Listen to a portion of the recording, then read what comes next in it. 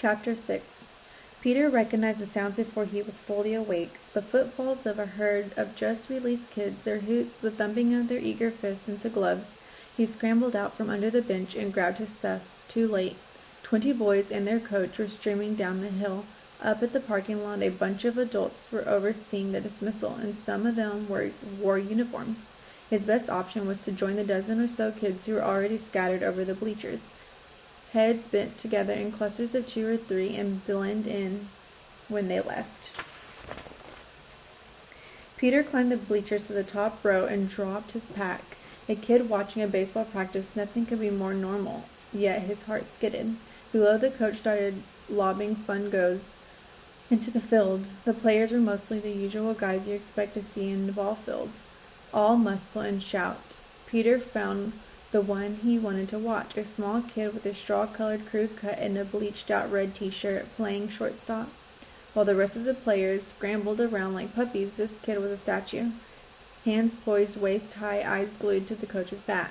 The instant Wood smacked cowhide, he sprang. Somehow he managed to reach every ball that came anywhere near his territory, even though he was so short that he looked like someone's tag-along kid brother. Peter knew he himself wasn't the kind of kid you'd expect to find on a ball field either, and he was even less at home in the dugout with all of the shoulder-punching and trash-talking. But a baseball field was the only place where he felt he was exactly where he was born to be. The feeling that brought Peter was something he had never tried to describe to anyone else, partly because it felt too private, but mostly because he didn't think he had the words to explain it. Holy came the closest, and calm was in the mix, but neither was exactly right. For a crazy minute, Peter sensed that the shortstop understood about that holy calm, was feeling it too, right now. The coach had taken the mound and was tossing grounders at the outfielders and were finally paying attention, or at least facing in the right direction. The shortstop was still the one to watch. He looked like he was stitching together with live wires, gaze steady to the play. Peter recognized that kind of concentration. Sometimes his eyes would actually go dry because he forgot to blink. So focused he was on every move of every player, and he knew it paid off. Like the kid in the red t-shirt below him, Peter owned his territory on a ball field. He loved that territory right down to the cut grass, dry dust smell of it. But what he loved more was the fence behind it, the fence that told him exactly what was his responsibility and what wasn't. A ball fell inside that fence, he'd better field it. A ball soared over it, and it wasn't his to worry about anymore. Nice and clear, Peter often wished that responsibility had such bright tall fences around it off the ball field too.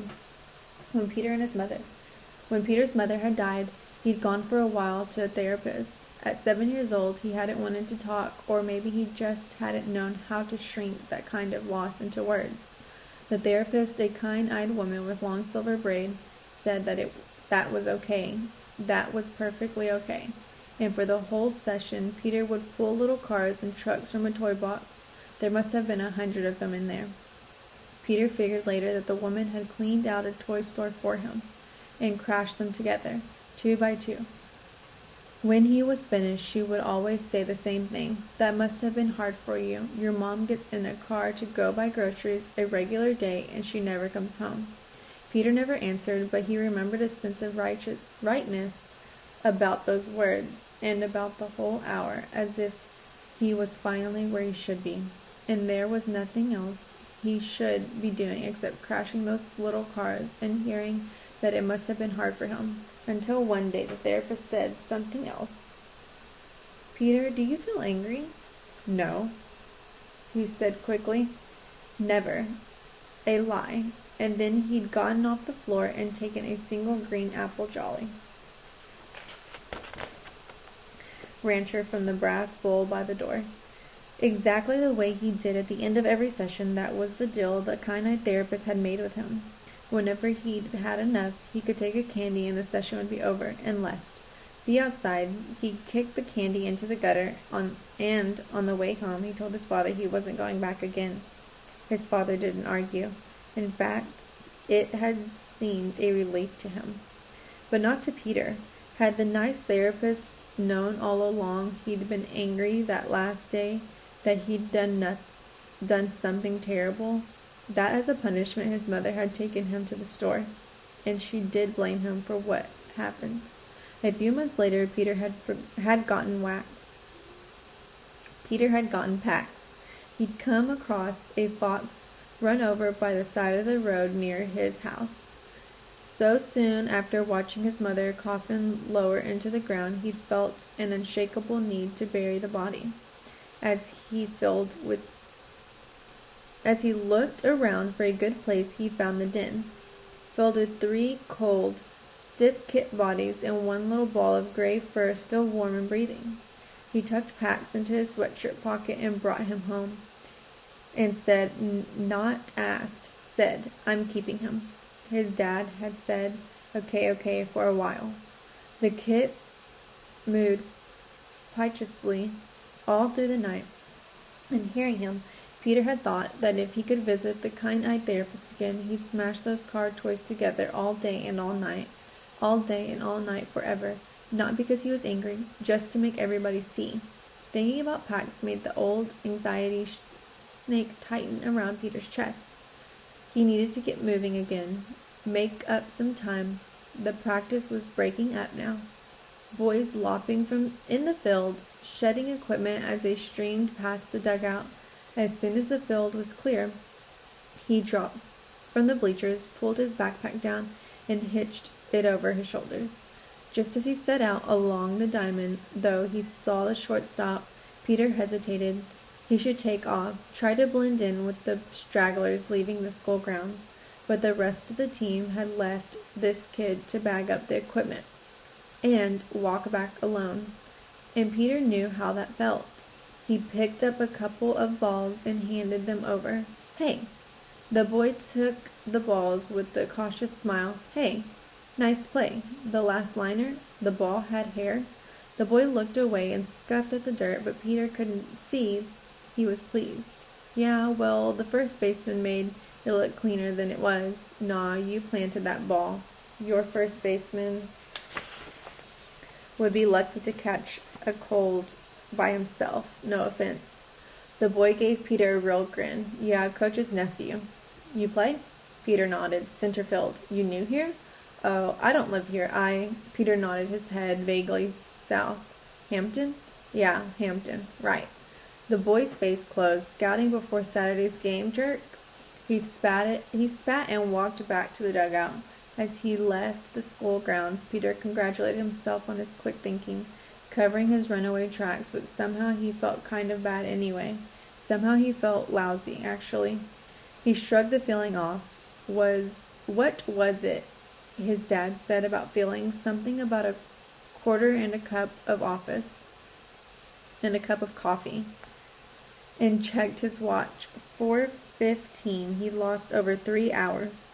Peter pressed faster, but when he came to the town square again, he crossed the opposite side of the hardware store and forced himself to walk at an even pace past the library, past the bus station, past the diner. Then he counted off 1,000 steps before he risked lifting his head. When he did, he checked his watch again. 4:50. His grandfather was probably packing up his stuff now. Peter imagined him walking to his rusty blue Chevy, fitting the key into the ignition, and with the image his anxiety struck, knocking the breath right out of him. He scaled a low wood fence and dropped into scrubby brush. He pushed in a good safe 30 feet until the saplings rose up taller than he was, until his anxiety let him breathe right again before turning to parallel to the road. It was rougher going now, but 15 minutes later he reached it, the highway. Peter shadowed the entrance ramp, crouching low, then at a break in traffic, ran down the culvert, scaled the chain-link fence, and dropped to the other side, his heart beating hard. He made it. He lopped into the trees, keeping an eye out for a likely place to cut west, and in just a few minutes he found one, a dirt road running perpendicular to the highway. Well, not much more than an old wagon path, to be honest, but it was heading in the right direction and would be easy walking even at night. He turned in. For For a short while, the trees beside him grew denser as he walked, and only bird calls and squirrel rustlings broke the silence. Peter realized he might have seen the last of civilization for a while. The thought lifted him, but a few minutes later the road turned a corner and began to run along an old pasture dotted with gnarled fruit trees in raged bloom. A stone wall bordered the field, and a low barn stood at the far corner. There were no lights on in the barn, no car or truck beside it. Still, Peter's heart crashed. The barn looked freshly painted, and some of the roof shingles were the raw pick of new wood. This was the road to someone's home. Worse, it might lead to a bigger road on the atlas had been too old to show. In any case, it wasn't a shortcut across the hills. Peter dropped his backpack and sank into a narrow jog in the stone wall. Exhausted and starving, he tugged his boots off and peeled down his socks. 2 bad blisters throbbed on each heel. They were going to kill when they broke. Peter dug out his extra pair of socks from the bottom of the backpack and worked them over the first pair. He rested his head against the rough stone, still giving off a little warmth from the day's sun, which was now hovering just over the line of the trees, bathing the field in a peach-colored glow.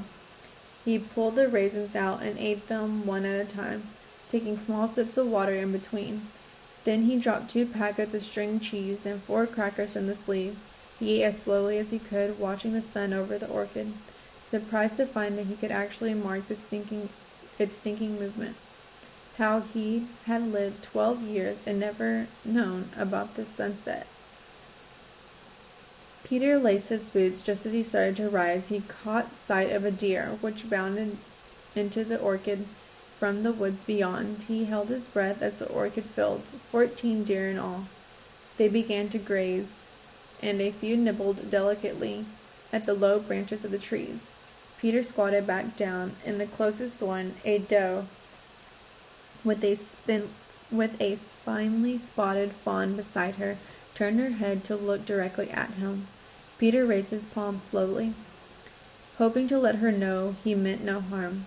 The doe moved between Peter and her fawn, but after a while she dipped her head into the grass again, and then the clear twilight air was split by the screech of a saw biting through wood from behind the barn. The herd startled in unison and peeled away into the darkening woods, their white tails flashing. Before she bounded off, the doe sent another look straight at Peter, one that seemed to say, "You humans, you ruin everything." Peter took off, back at the highway. Half the cars had their headlights on now, and it seemed that they were all trained directly on him. He ducked off the road. The ground there was spongy and smelled of peat. He was just debating about risking the flashlight when his foot sank in it with a splash. He grabbed an overhanging branch and pulled himself out, but it was too late. He could feel cold swamp water sweeping into his boots. Peter cursed. Not bringing more socks, another mistake. It had better be the last of the trip.